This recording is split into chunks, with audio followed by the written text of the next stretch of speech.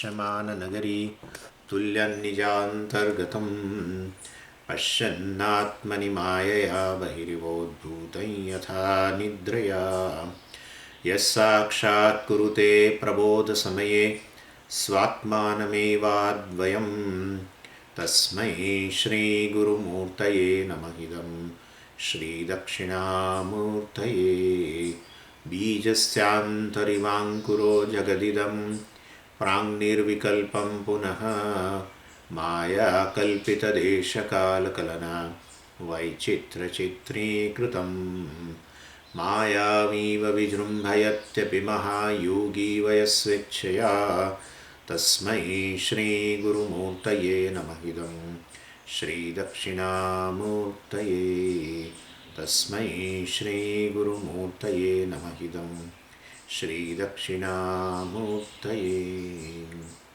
ॐ सहना भवतु सहनौ भुनक्तु सह वीर्यं करवावहै तेजस्विनावधीतमस्तु मा विद्विषावहै। ॐ शान्तिः शान्तिः शान्तिः। सदाशिवसमारम्भां शङ्कराचार्यमध्यमाम् अस्मदाचार्यपर्यन्तां वन्दे गुरुपरम्पराम्। ॐ पार्थाय प्रतिबोधितां भगवता नारायणेन स्वयं व्यासेन ग्रथितां पुराणमुनिना मध्ये महाभारतम् अद्वैतामृतवर्षिणीं भगवतीम् अष्टादशाध्यायिनीम् अम्ब त्वामनुसन्दधामि भगवद्गीते भवद्वेषिणीम् यं ब्रह्मा वरुणेन्द्ररुद्रमरुतः स्तुन्वन्ति दिव्यैस्तवैः वेदैः साङ्गपदक्रमोपनिषदैः गायन्ति यं सामगाः ध्यानावस्थिततन्गतेन मनसा पश्यन्ति यं योगिनः यस्यान्तं न विदुःसुरासुरगणाः देवाय तस्मै नमः देवाय तस्मै। So we have started summary of chapter 2, and yesterday we saw there are 4 topics in chapter 2. First is the surrender of Arjuna from verse number 1 to verse number 10. Then from verse number 11 to almost verse number 35. And of course in that also 11 to 25 is the main portion. But we have extended little and up to verse number 38. Well, we take it as that's a topic called Sankhya, which is a principal topic of this chapter, or Atmajnana, in which the nature of the self, the true nature of the self has been revealed, which nobody knows. Everyone, basically pursues varieties of the knowledge, but who is the knower, no one knows. And of course, Bhagavad Gita talks about that. That's a second topic, verse 11 to verse 39. Then from verse 39 onwards to almost verse 53 is Karma Yoga. And verse number 55 onwards, 54 of course is a question of Arjuna regarding Sthita Prajna, regarding the wise person. And from verse 55 to the end of the chapter, that is verse number 72. That's a Sthita Prajna section. So 4 topics are there. We have finished yesterday the first topic, and we also started the second topic, that is the Sankhya Yoga. And well, I said in basically Krishna talked about 6 main features of Atma in from verse number 11 to 25. And what are the the main 6 features? First is Atma is Nitya. So we can understand Nitya means eternal. Eternal means basically it does not get affected by the time. And because it is even content of the time, it lends existence to the time, whatever we say. Well, so it's not bound by the time, not bound by the past, present, future. And body, etc., mind, everything is bound by the time. It is temporary, it comes and goes, etc. And therefore the consciousness is eternal, nityam. Then the second thing, consciousness is satyam. Atma is satya. Well, Atma Satya means it is a reality, and I have told you it's an ontological term. Puja Swamiji describes as a Satya and Mithya they do not indicate an object. They reveal the status of object. What? Reality status. And therefore, so Atma Satya means what? It's a reality, means which exists independently. Whereas everything else other than Atma, that is Anatma, they dependent upon for their existence on Atma. That is Mithya. So Anatma is Mithya, that is the status. The Mithya indicates a status of a reality of Anatma.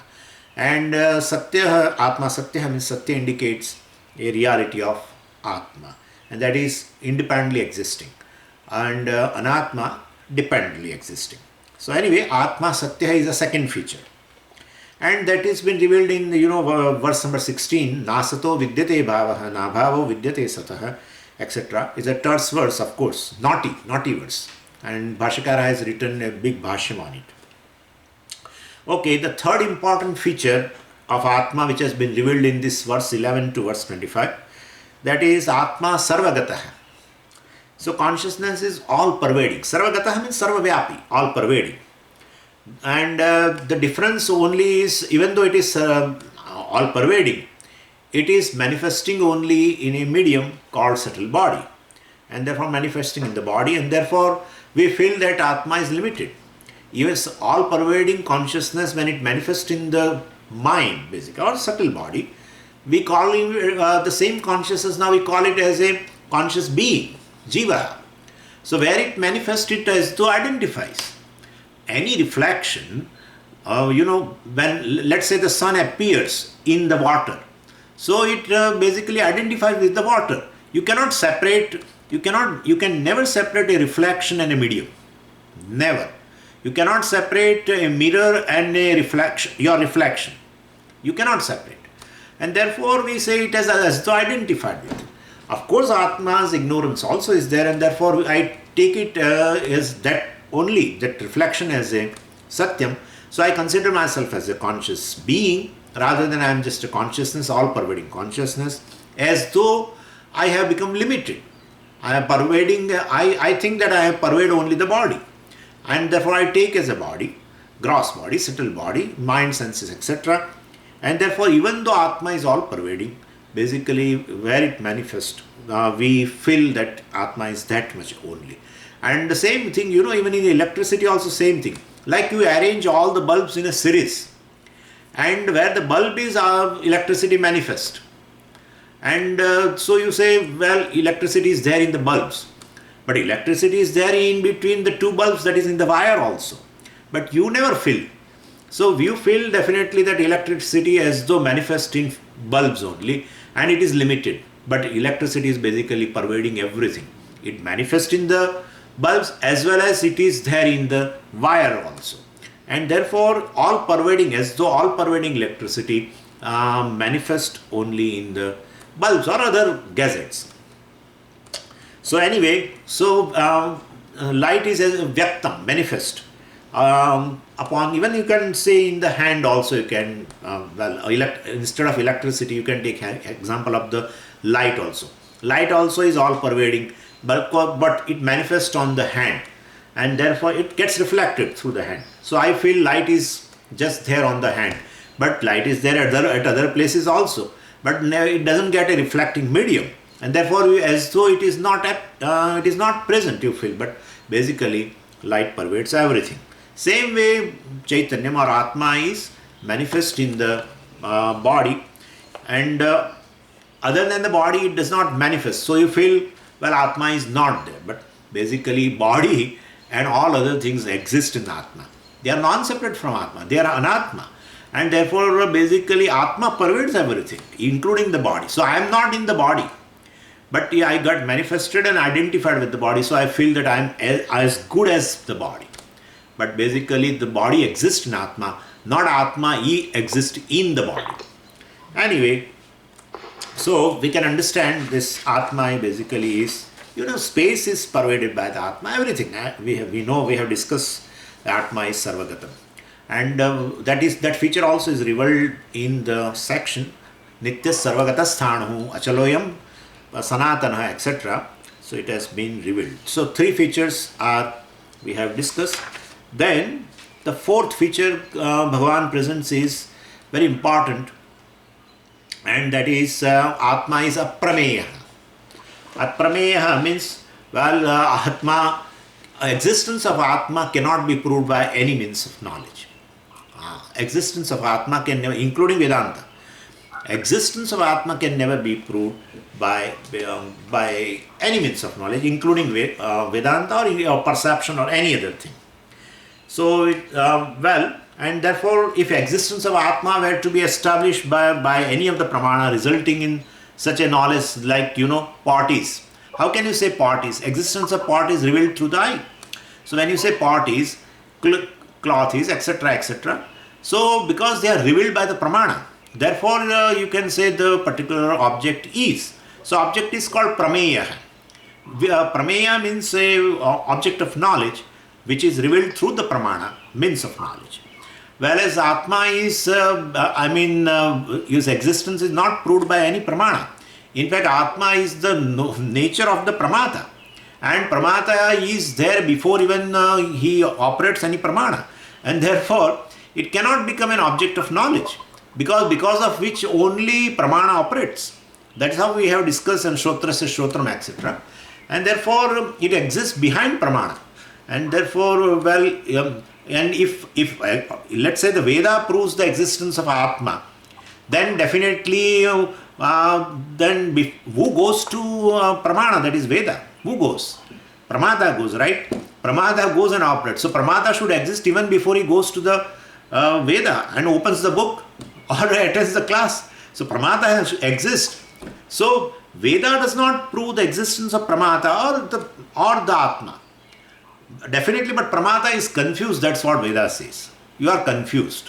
That's what it says. You are not just a Pramata.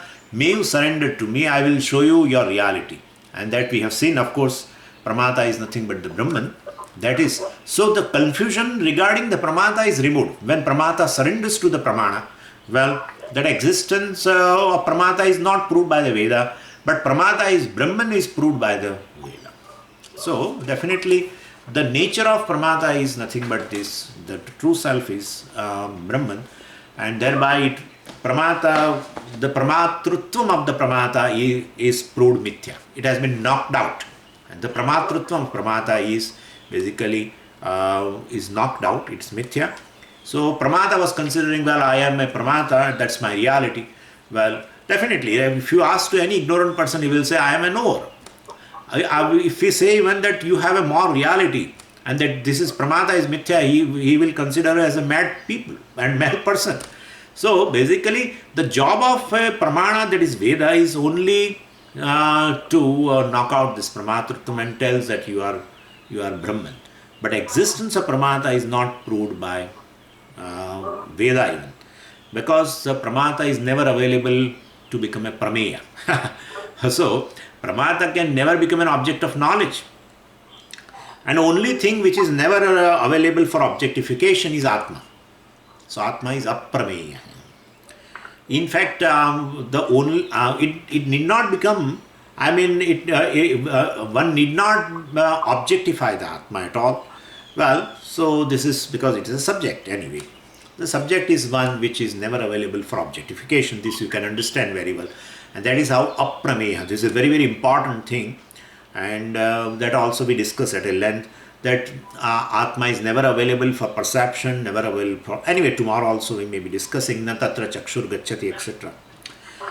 Anyway, so the fifth feature now, this is the fourth feature, Aprameya. Fifth feature is, Bhagavan gives about Atma is Akarta, Abhokta. And so which is, it never does any kind of an action. It does not reap any result of the action. Akarta means no connection to karma. That's all. No connection to karma.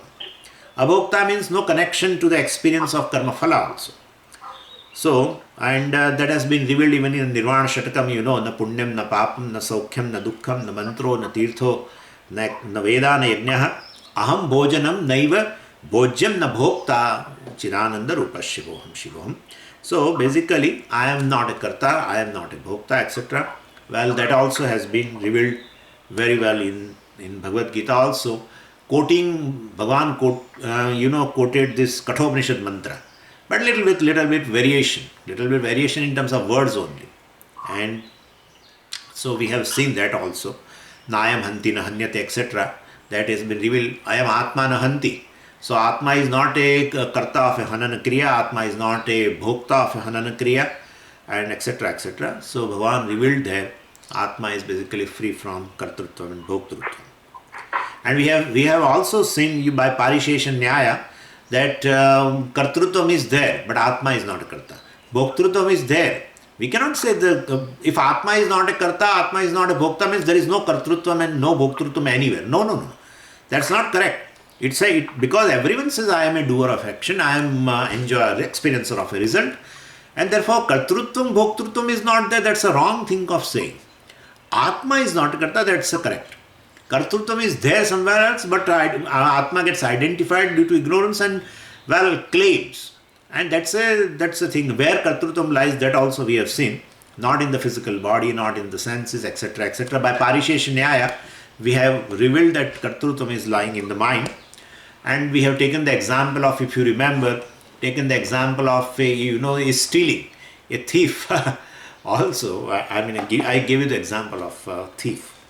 Anyway, now so it is Atma is neither a doer nor an enjoyer. This is the fifth feature. Sixth feature is Atma nirvikara. So nirvikara. Najayate mriyate va kadachit. Nayam bhutva bhavitana vana bhuyah, etc. And there najayate mriyate. And there we took all the why janma and mrityu. But in between also, if Atma does not take a birth, there itself, no vikara is possible. If one takes birth, then there will be, vriddhi, etc. So, this is a very important concept or important feature. Bhagavan himself, as though, wants to underline, and therefore he changed the meter. Everything was going in Anushtup Chanda, and immediately he changed the meter. So, when you change the meter, person, as though if he is sleeping because of this nature of Atma, is very difficult to comprehend. So, then he changed the meter. Najayate mriyate va, suddenly he changed the meter, and so person as though wakes up. So Bhagavan wants to give a jerk sometimes, and therefore he changes the meter. Wherever they say in the Shastra, when a meter is changed, you have to understand something important is coming. And one considers oneself as an old person, and one considers oneself subject to death and subject to birth and what not. And so says Atma has nothing to do with all these things. These are all the states of Jayate, Asti, Vardhate, Viparinamate, Apakshiyate, Vinashyati. All these states just belong to the body. Well, body is body. I have no concern with the body. It is Anatma. There is no connection. That one should always remember. Inert and conscious being has no connection. There is no pull in between. Please understand this. They are just opposite things. And opposite things cannot remain in one locus. And therefore it is, if you feel that both are at one place, that is just a misconception. It is a notion. And the Atma has nothing to do with the body. But Swamiji, you said Satya-Mithya connection is that Satya-Mithya connection is Mithya connection. And therefore basically Satya-Mithya connection. So one is Kalpitam and other is Satyam. That's what it is. What is the connection between a pot and clay? What is the connection? Scientists, let them write all the equations to establish the connection between pot and clay. Vedanti does not see any connection. Because it is one thing. Other thing is just in the mind. Other thing is not there. If there are two things, we have to establish a connection. Sambandha is always dvinishtha. There are two things, then you will have a connection. There are two things. First thing we have to say. But Anatma, you are saying Anatma. It's all Maya Kalpitam. Maya Kalpita Desha Kala Kalana Vaichitra Chitri Krutam. Therefore, this is all Vaichitra. This is all Maya. Ishvara's whole magic show is going on, in which he appears in all these forms and everything. But it has no content. The content is Satchidananda only. When you take any form, you will get the reality, concrete thing what you get is only Asti Bhati Priyam. You cannot find any other thing. Any name and form. In your whole time. You play something nice, play the badminton, play the frisbee. Any connection between Atma and Anatma, there is no connection.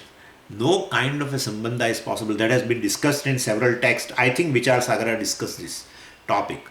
That establishes, take varieties of the relationship and all that, but nothing gets proved in between Satya and Mithya, Atma and Anatma. So only the connection we have, that is a notion in our mind. And therefore whatever the body has, it's the varieties of the state, Jayate, Asti, etc. We'll probably have to extend it again. And therefore, basically, I think I will have to.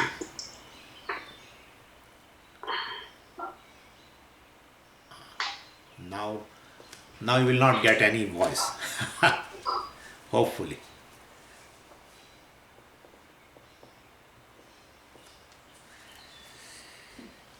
Anyway, so this is Nirvikara, Atma Nirvikara, no changes. If you remember, in Kedon we discussed this thing as, the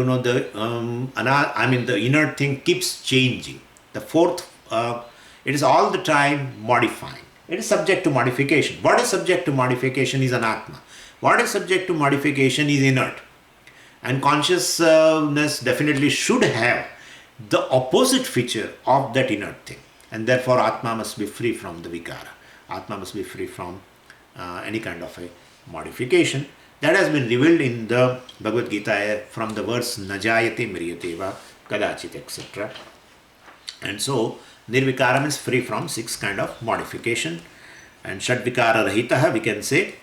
And Bhagavan wants Arjuna to recognize this Atma we are just considering only 6 features. You can get another features, but these are the principal features of the Atma we can look into, and we have looked also.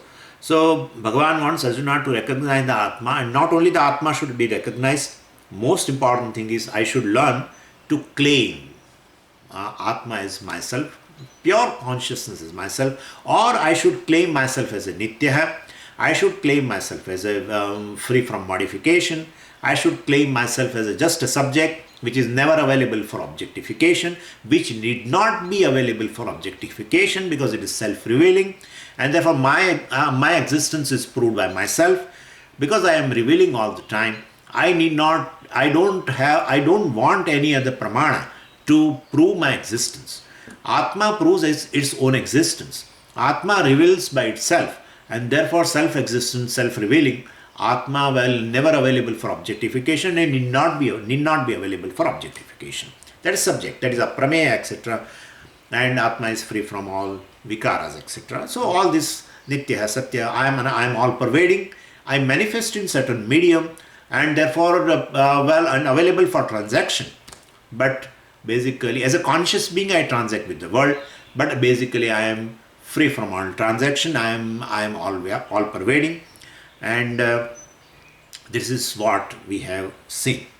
So I should claim that what has been discussed between verse 11 to verse 25, I should learn to look upon the body, etc., mind, etc., as incidental instruments, and I should claim myself as a Atma. And there are incidental attributes also, you can say, and it's a temporary gift from the Lord. So I utilize certain instruments in a waking state, certain instrument in a dream state, and I keep aside all the instruments in a deep sleep state, and without instrument I exist, and therefore I am not them, that's for sure. And they are me, but I am not them. So, so this is what regarding, so Krishna presented this Jnana Yoga as a permanent remedy for all human problems. Basically, this is the second topic. Third topic is a Karma Yoga from verse number 39 to 53.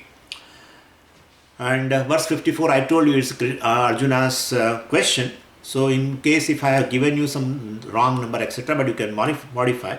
But verse 39 to 53, we can take it as a Karma Yoga. Even though Jnana Yoga is a permanent solution, there is a problem that, it's a subtle topic.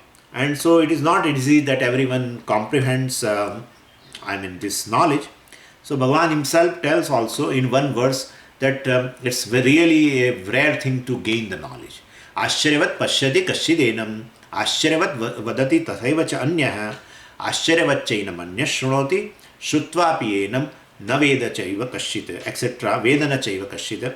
So even shrutvapi, even after listening for several years, well, even though basically it's a very wonderful thing that suppose I listen to Vedanta for 25 years, even no one has to feel guilty about it, really speaking. But this is a fact that even after listening for 25 years, I can be successfully ignorant about Atma.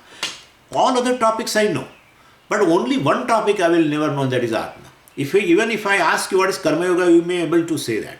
Even if I ask you what is Bhakti, etc., discuss here, what is Satyam, what is Mithya, etc., everything you are able to say. But one topic you will not dare to speak about, and that is Atma. And therefore, basically, so it shows it is very difficult to comprehend also. It's a subtlest topic. And so, person finds very difficult to comprehend. So that shows then that something else is required. Merely Jnana Yoga will not, the Shravanam of this Atma, etc., is not sufficient. And therefore Bhagavan also thought of that. And Bhagavan, gives, another means, supporting sadhana, which can help ultimately to gain this Atma Jnana. And that is preparation of the mind. So Bhagavan wants to consider those people basically who find Jnana Yoga, it is, so people express that the Atma Jnana is difficult in a different words. Person directly may say that it is very difficult, or sometimes people say this Jnana Yoga is too dry, like that they say, or too irrelevant, or too difficult for grasping. All this ultimately proves that his mind is not ready. When somebody says this topic is too dry, we should understand that his mind is not ready. Not the topic is dry, mind is basically dry. Therefore, and so it is not, person may not be ready for that. Bhagavan says, don't worry, nothing to worry. And so do not bother about that. What we should do is, we should have a Jnana Yogyata. We should have a Jnana Yogyata, means a readiness to gain Jnana. And then Bhagavan briefly talks about Karma Yoga, that is in verse number 39 to 53. Why briefly? Because that is elaborated in chapter 3. Karma Yoga is very elaborately talked in chapter 3. So here it is in few verses. And we saw also the essence of Karma Yoga. I have told you, before we started the topic as such, I have given you the essence of Karma Yoga. Please kindly remind yourself that Karma Yoga has two aspects. Two words are there, and therefore two aspects are there. One is karma indicates, in Karma Yoga, the word karma indicates proper karma and proper action. And yoga indicates proper attitude behind the action and result of an action. So proper action plus proper attitude towards action and the result is Karma Yoga. And we have seen also what is proper action. And there I have told you three types of action. And in that, the Sattvic Karma basically is a proper actions that is being indicated in Karma Yoga. And we have included, if you remember, Panchamahayagnyas in that Sattvic Karmas. I am reminding you, so what has gone by. And Sattvic Karma means an action which is beneficiary to me, of course, and to the other people also. And you can see all these Panchamahayagnyas are basically, it's an offering in the creation. We divided the entire creation into 5 portions, basically, and daily do some offering for,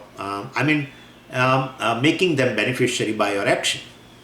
So that is what Sattvic Karma is.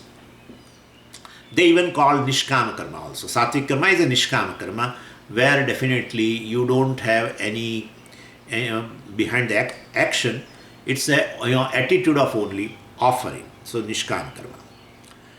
So Shastra talks about Nishkama Karma, we call it as a Sattvic Karma. And so I take into account not only myself, but I take into account family or a society or a country, whatever. So people do varieties of action. It is not what we are talking. It's not that we are talking that is just in the book. There are thousands and thousands of organizations. We are just working, and in pandemic, everyone has seen. People are taking the risk and doing for the others. People are going to the hospitals and serving the patients and all, and that to this patients, COVID-19 patient, where himself is taking a risk of his own life. I mean, it is not so what we are talking is just in the books. I mean, what we are talking, it is nothing. People are doing so much of things in the world. Somebody is doing a lot of things for protection of animals and protection of flora and fauna and everything. At various level, things are going on. People are working to remove the poverty at their own level, and every level people are working. Well, so these are all sattvic karma, nishkam karmas. Anyway, so, and selfless action we can say, that is uttam. Rajasic action, well, of course, is selfish action. Well, I do not bother about society or the world. Well, we have that, once we have that attitude, God will take care of the person. God will take care of the world. No, He has created, so He will take care of the world. I should not bother too much about it. And it's ultimately fate, but somebody is suffering. Yeah, but that is his fate. What can I do? What can I do? Because God, see, Ishvara is karma phala data or not? Yeah, Ishvara is karma phala data. And he is suffering, that is his karma phala? Yeah, it's karma phala. Who has given? Lord has given. So if Lord is willing to give, to starve, etc., I mean, he has to starve. If Lord is willing, why you are interfering into that? But one person told, one person was giving some, in his home, they have prepared a lunch, and some person, some beggar came and asked for a lunch or something. He literally asked for some food. He did not ask for money. So it's a very genuine thing. You should give some food, etc. And that person came out and was giving food. The other person from the neighborhood came and he said, you should not do this. Why? Because ultimately, you are violating Lord's order. Because the Lord has decided that he should suffer, he should starve, and you are trying to help him. And therefore you are working against the Lord's will. So, and then definitely Lord will also put you in the trouble. Don't go against Lord's will. Bhagavan has decided that he should starve, he should suffer, then let him suffer. Really, this is a philosophy people have. So they are this kind of people, Rajasic people. I and my family, no one else, no one has a place in my life. So that kind of people. Anyway, just a minute. So they are, Rajasic action. And the worst will be what? I will be benefited at the cost of other people also, harming other people. I get the benefit. That is, this is a tamas karma. So anyway, so karma yoga of course indicates a proper action, that is sattvic karma, nishkam karma. And then proper attitude also, of course, is equally important. What is proper attitude? Whatever action I do with love and sincerity. I enjoy what I do. Otherwise it is insult to the Ishvara. I will show you how it is insult to Ishvara. And Bhagavan said in 18th chapter, Mukta Sango Ahamvadi Dhrityutsaha Samanvitaha Siddhya Siddhyo Nirvikaraha Karta Sattvika Uchyate. So learn to enjoy what you do. As somebody very nicely said, you do not get an action that you love. If you do not get an action that you love, learn to love any action that you have to do. That's what somebody has said. So love the action. We can develop loving the action.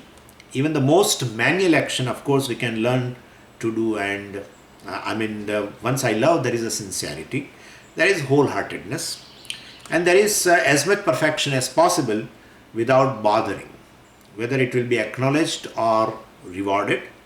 And generally, it's a thankless job. I will show you how Ishvara is doing everything, but thankless. Nobody does thanks. Very few tells Ishvara thanks. Most of the people don't bother also.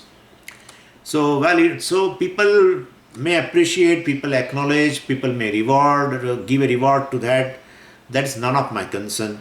If I am doing it, I should do it properly with love and sincerity. But how can I do that? How can I do wholeheartedly? So only by having attitude that this action is offering to the Lord. Take every action, of course, however mechanical, it might be, or secular. It should be Ishvara. Means you should offer it to Ishvara. But why should I offer it to Ishvara? Because Ishvara is doing that way.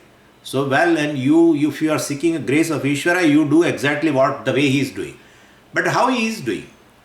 How can I know that? I have never called him. So to know how he is doing an action. See every form. Keep open your eyes and you see. If whole creation is a manifestation of Ishvara, just check every form which is Ishvara's form, what it is doing from the day it arises till its life ends. Only one thing, what it is supposed to do, they are doing. That's all. Every form, what it is supposed to do, they do. What sun has to do, it does. It doesn't go by its own likes and dislikes. Or any animal, any plant, anything in the creation. Every form, whatever, for what purpose it is designed, it does throughout the life. And what exactly they are doing? What it is supposed to do? What it is supposed to do? Any form is supposed to do the offering in the creation. Only one job. Only one mantra is there except in the human being. They have a single mantra and the mantra of sacrifice. Every form in the creation is doing a job of just an offering. It starts from, you start with elements. You will find that sun, moon and air, water, earth, everything. It just does a job of offering throughout the life. And that form is nothing but the manifestation of Ishvara. And therefore Ishvara says, you look at me what I am doing and you be in tandem with me. If you want a grace in your life, harmony in life, then you should be in harmony with me. Where there is harmony, there is a joy. And therefore, basically Ishvararpanam is nothing but what you are supposed to do, you do. Not what you like to do. If you go, generally what you like to do and what you are supposed to do goes, they are poles apart. What you are not supposed to do, you don't like to do. You like to do, and what you are supposed to do, you don't like to do. That's what it is. And therefore, basically, look into the Ishvara's message. Every form, it may be a water, air, everything, every plant, every creature, they are just all the time contributing themselves in the creation. They are not consumers. What they consume is very less compared to what they contribute. And therefore, that's a message Ishvara is giving to us, that definitely you should consume, and your life is sustained by that and based on the creation. But be a contributor. Be a contributor. But I cannot be a contributor. Would like to be a consumer. That's where our Ragadveshas come into the picture.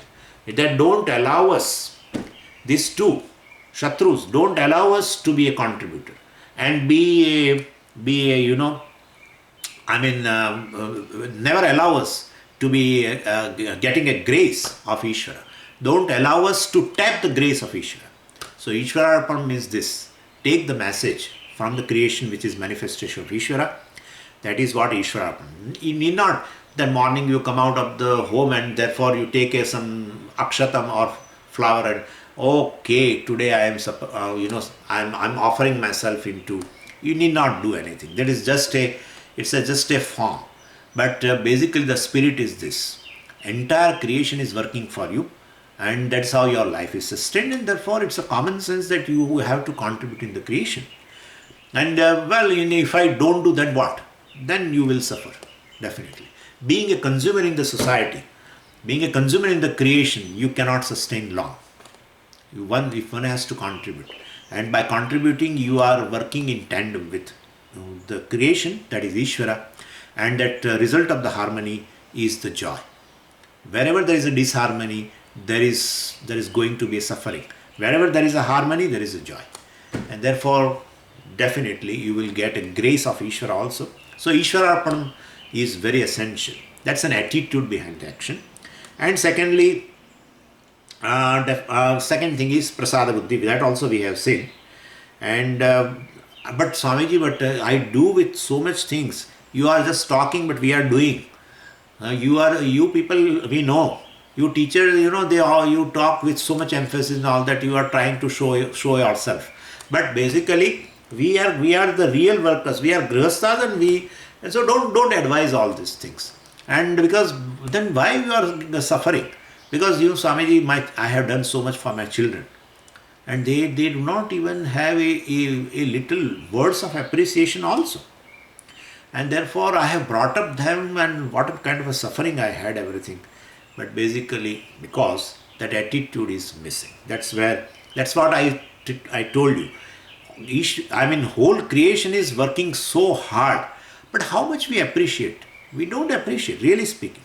Few of us may appreciate daily morning by by argyam to sun, etc. How many people in the creation? All other elements we are consuming, and sometimes we pollute them also. Where is the question of appreciation? We pollute them also. And therefore, Ishvara is doing a thankless job. And therefore, basically, do it for the sake of Ishvara. That's the Ishvara Arpanam. Whether the other person appreciates or not, sometimes criticize also. The children who are brought up very well, they criticize parents. And that you did not bring up us properly, in this country especially. There also it is happening, but here it is happening a lot. They could have brought up, according to, they have brought up there with their knowledge. Yes, somebody is, said a child was reading a book, and how to bring up the children. That was a book. And then the parent asked, you are a child, now why do you need to read this now? Then the child replied that I am reading to check whether you are bringing us up properly or not. So this is what it is. Anyway, so children can criticize after you do everything, and therefore it will be a thankless job. I am telling you, it will be a thankless job. Even a teacher's job. I am telling you, it's a teacher's job also is a thankless job that I know very well. It is not not for criticism. Every job, ultimately, if you expect that people should be thankful to you or etc., then it's going to be a disaster. So basically, keep yourself when you work. Keep yourself in your. Keep in the mind Ishvara all the time. Keep the creation which is in front of you, which is nothing but a manifestation of Ishvara. Keep Ishvara in your mind. Your goal is Ishvara, your goal is not people. And therefore, definitely keep himself in the mind. Then you will find, he is working tirelessly. And for the sake of, he is offering entirely. And still his job is thankless. And therefore, whatever be the consequence, ultimately, it's a prasada. Whether they appreciate, don't appreciate, that's a proper attitude. Doing action as offering to the Lord and receiving the result as a prasada, because ultimately whatever the situations you are gaining is through the laws of the creation, and their laws are also manifestation of Ishvara. Through that laws only you are getting a different situation, and therefore prasada is the attitude for receiving karma phala. So this put together is a karma yoga, and details of that will be in the 3rd chapter, one can refer. And then Krishna talks about the benefit of Karma Yoga, that Karma Yoga will not give a moksha, but definitely it will prepare one's mind. It's a means of liberation through the preparation of the mind. One gets qualified through that, because one's Raga Dvesha will be at a stake. Once you resolve in your mind that, definitely I would go by what I am supposed to do, not that what I like to do. I will definitely not do what I am not supposed to do. And therefore you are sacrificing your Raga Dvesha, your likes and dislikes. And therefore definitely those Shatrus will not have a hold over you, and definitely you will become fit for gaining knowledge. So Bhagavan said, in the verse 52, Yada te moha kalilam buddhirvati tarishyati tada gantasi nirvedam shrotavyasa shrutasya cha, etc. Well, I'm just reminding, we have seen in detail all these verses. I mean, to put in our Tattvabodha languages, we get a sadhana chatushtaya sampatti by Karma Yoga. So this is a third topic from verse number 39 to verse number 53. And then from verse 54 to 72 is the fourth topic, which is also an important topic, and that is Sthita Prajna section. And Sthira Prajna, sometimes people call Sthita Prajna or section also. Both are same thing. Sthira Prajna or Sthita Prajna is same thing. What do you mean by word Sthira Prajna, etc.? So a person who has successfully gone through Karma Yoga and does the Shravanam and Mananam of the scriptures, that is also means he has received the knowledge, who has a clarity also regarding self-knowledge. But I am not the Atma, I am not the mind, etc., who has clearly gained self-knowledge, but still he is fragile emotionally. So, the knowledge is there in the intellect, but at the level of mind, he is very fragile. Means as though both have not mixed together.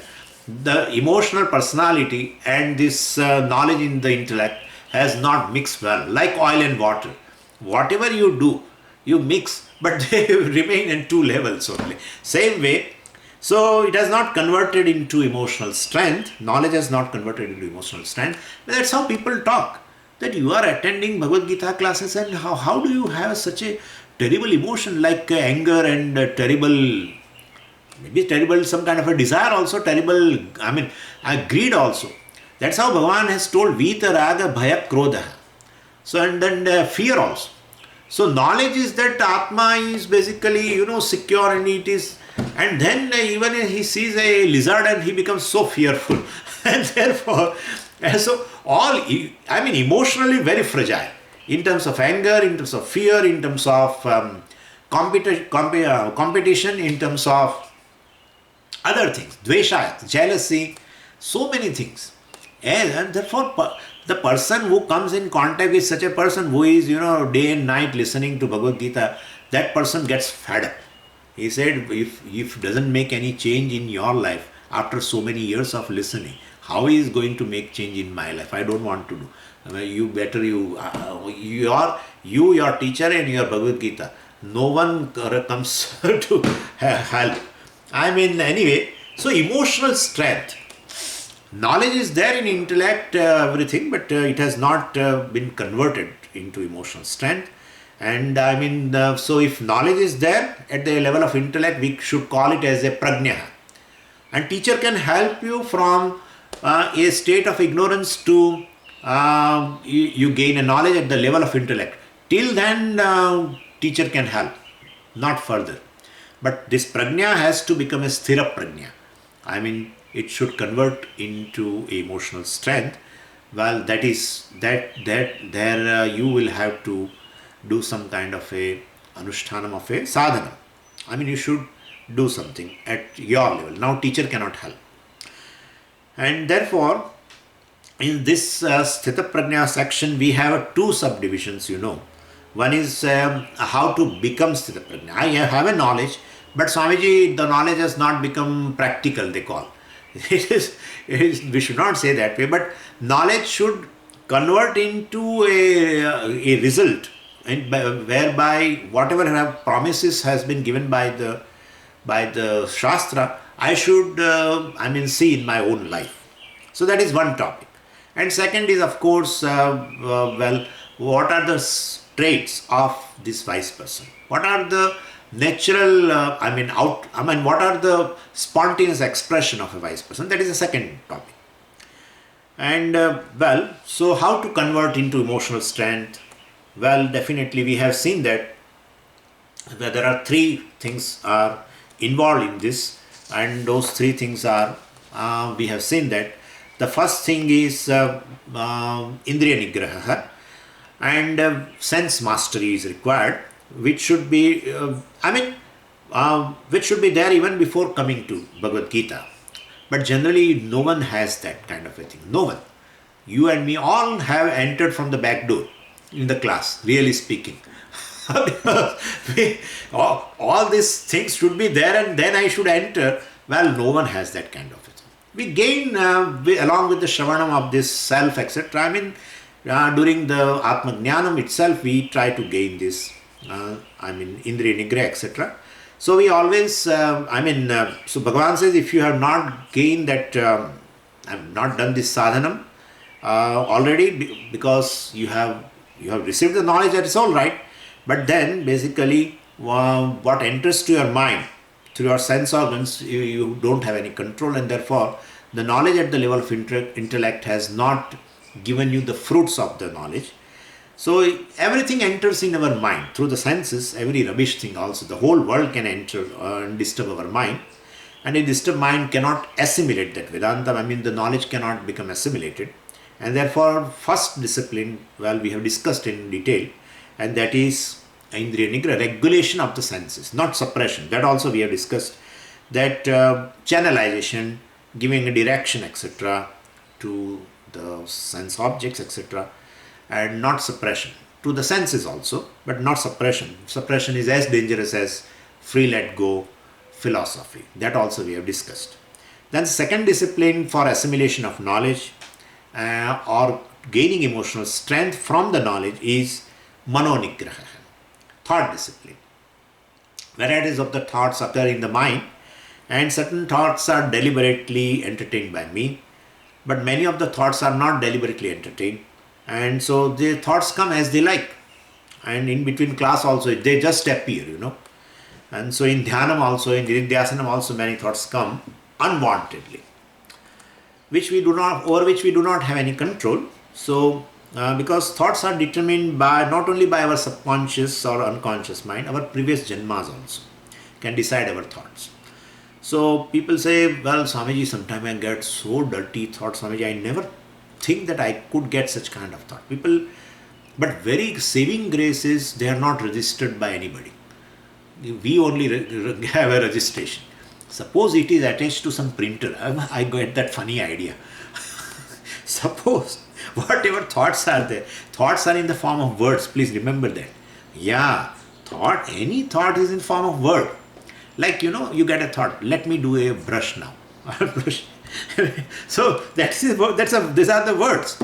People talk more to themselves than they talk out to the people outside. That's how. So anyway, that thoughts will be in the form of words, and words can be printed. And therefore, if suppose it is attached to printers, you would never like to see, really. And that printer, whatever things get printed, those things are available for subscription by others.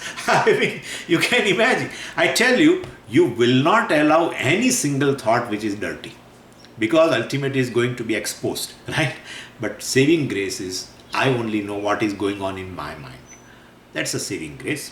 But the Bhagavan also says, don't bother about the arrival of thoughts, because that is not under your control. It has a lot of, depends upon habits and vasanas and everything. And because the past you cannot change also. But you can do is, one thing you can do, let them come. Coming is not under your control, but whether I should patronize these thoughts, perpetuate the thoughts, etc., that is up to you. You can definitely consciously decide whether to dwell upon those objects or not. To dwell upon the objects means you allow the thoughts to perpetuate. Bhagavan said that indriyani indriyartheshu ragadveshau vyavasthito, etc. We have discussed that. So certain thoughts will come, but make sure that you decide whether you perpetuate or not. And if it is not Vedanta friendly, well, definitely, if it is not healthy for absorption of Vedanta, nip it in the bud itself. Do not feel guilty for the arrival. That's a very big thing. Do not feel guilty. One thing I have told you is, coming in the Vedanta, after that, never feel guilty. More you feel guilty, you are going against the teaching of the Vedanta. That's for sure. So don't people, they feel all the time guilty, and then they feel depressed also, that this is not a cup of my tea, etc. But it is not so. So even the thoughts appear, let it appear. And they don't feel guilty about that something has appeared in your mind. That's not in your control. But then don't perpetuate the thought. At least that much alertness I should have. And even if that alertness also sometimes we miss and certain thoughts are perpetuated, that's also okay. We may fall down also because of that, but then again, rising from that. So one thing is, we should have a alertness from nipping it in the bud, and that Bhagavan has told very nicely, the ladder of fall. Dhyayato Vishayan Pumsa, that Vishaya Dhyanam is dwelling upon the sense objects. Certain thoughts regarding the sense objects, we perpetuate ourselves. And therefore, so second discipline is Mano Nigraha. We can regulate our thoughts. First is regulate the senses. Once the senses do their job, contact the sense objects, whatever is necessary, then withdraw from the sense object. Don't allow the senses to graze in the field of sense objects. And the third thing which is required for knowledge we have, but then definitely we require to convert into emotional strength. For that, the third discipline or third exercise, let's say, which is required is dwelling upon the teaching. Whatever you have heard, well, you replay it. You have recorded. Your mind has recorded whatever it has recorded, but now dwell upon it. And that's called Nididhyasanam, and it is in a different form. Open eye Nididhyasanam. That's better for us, because generally we can't sit closing the eyes. No problem. So it may be reading the book, or it may be sharing your thoughts with somebody else, or repeated listening also in one form or the other, etc. Sharing with others, etc. I have told you. Like our Gita Vichara group, that's really good. Whatever one has learned, now you share with others. That's also a Nididhyasana. Or you listen again. If so, you don't find any victim around. Generally, you should be in search of victims, and therefore provide tea, coffee, etc. and breakfast, and make him sit and tell something from the Bhagavad Gita. But Swamiji, they will not come from the next. They will not come to meet me. Well, then we don't want also. We want the people who are like-minded.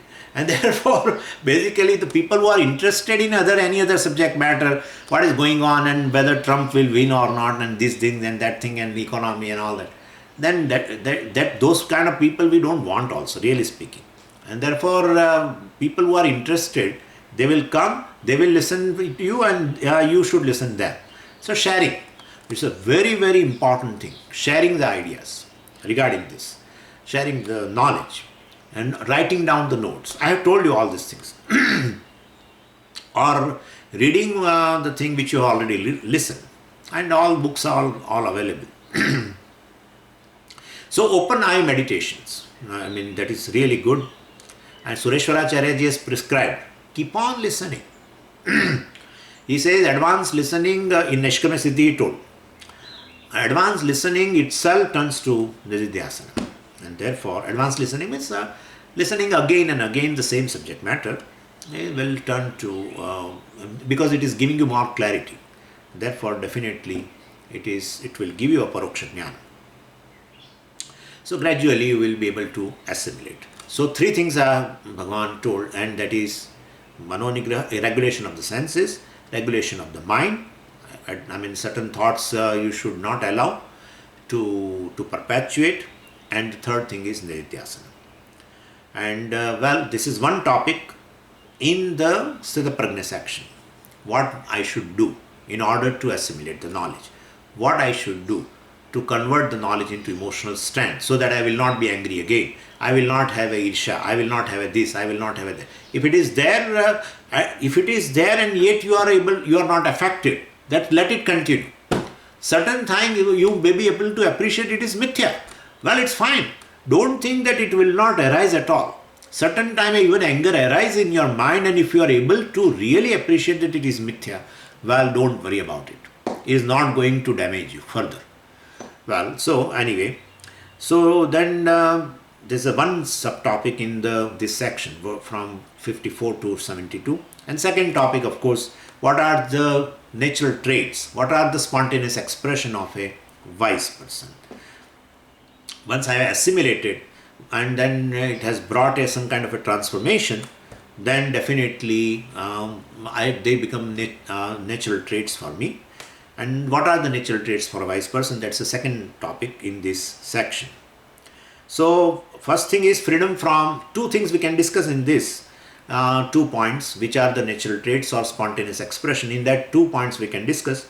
First thing is freedom from binding desire, born of self-sufficiency, self-fulfillment. So this knowledge will give me a fulfillment that I do not have any binding desire. So whatever I want to do thereafter, there are only preferences. Even desires are there, but they are non-binding. So I will like to do to fulfill them. Well, certain preferences are there, certain desires are there. I will work upon them to fulfill them, fulfill the desires. If they are fulfilled, fine. Well, if they are not fulfilled, that's also fine, because they are non-binding.